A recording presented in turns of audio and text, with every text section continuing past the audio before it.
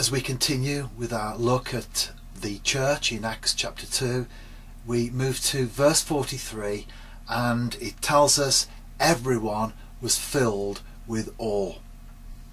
The word awe, the Greek word, is the word phobos, and it's translated as fear. And of course it's where we get our English word phobia from. But the fear of God, which is what we're looking at in this short study, is a very different fear to the fear of spiders, or the fear of heights, fear of flying, the fear of failure even.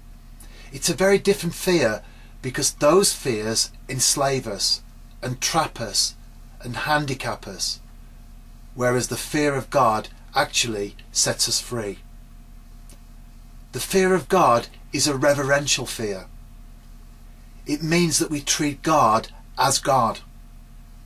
Very often it's said that we should treat God like a friend, and in the right context that is true and correct. But we also need to remember that some people don't treat their friends very well. And so it's important that we never forget that God is God. And so the fear of God, which is not a phrase that we hear that often in church circles, we certainly need to hear it more. The fear of God is something that the Bible teaches, and here we find it in Acts 2 and verse 43. But what does the fear of God cause us to do? This reverential fear, what does it bring out in us?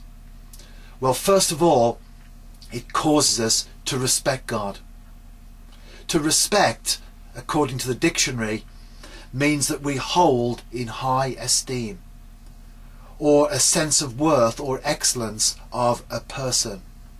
Previously in our lives, we lived as if God did not exist. We may have prayed to him in times of trouble, but in reality that was more about us than it was about God.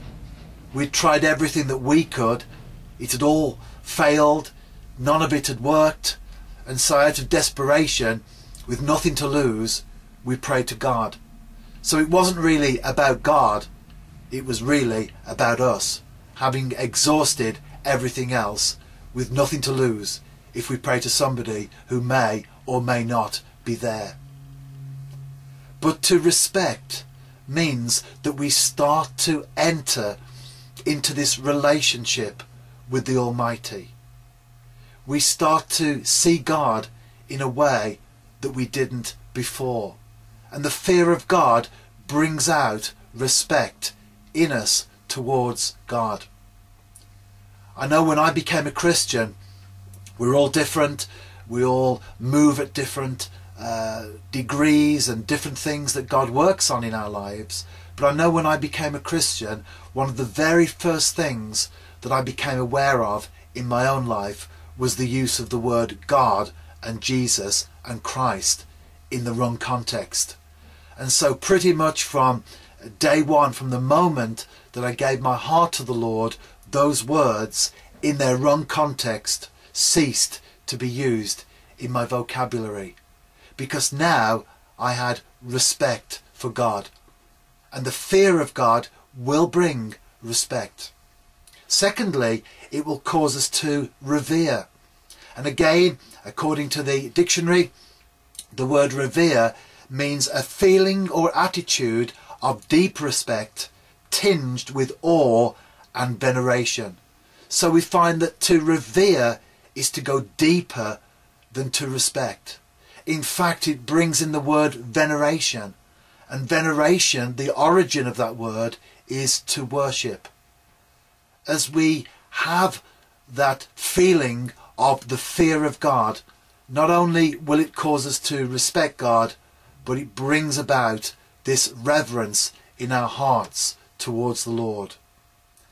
To revere is more than just to respect.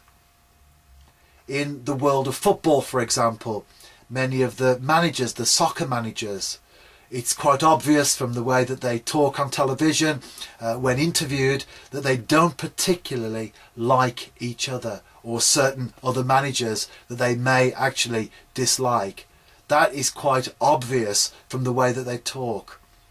But if you ask them, or they're interviewed about the achievements of the other manager, particularly if they've gathered silverware over the years, then they respect them for what they have achieved, even though they may not like the person. So to respect is not enough. We have to revere God.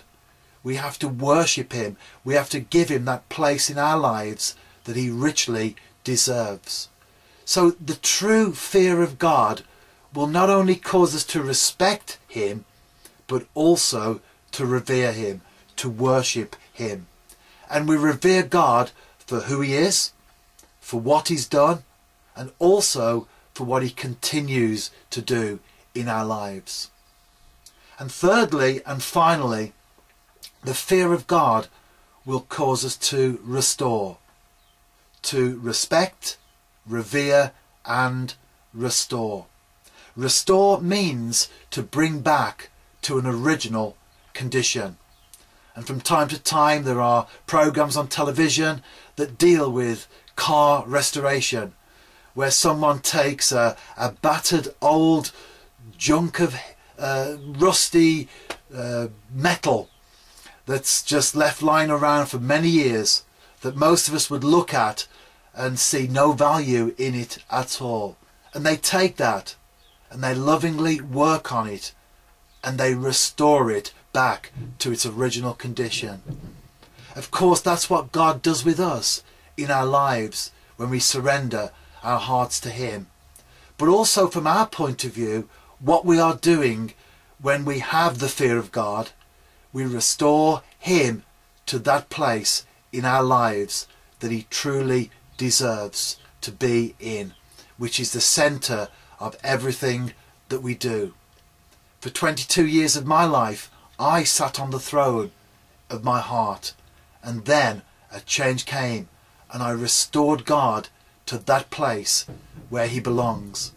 We read in the Bible that in the beginning God and man were in a perfect one-to-one intimate relationship, and when we surrender our hearts to Christ, the fear of God causes us to respect, revere and restore, and we put Jesus truly on the throne of our hearts and our lives.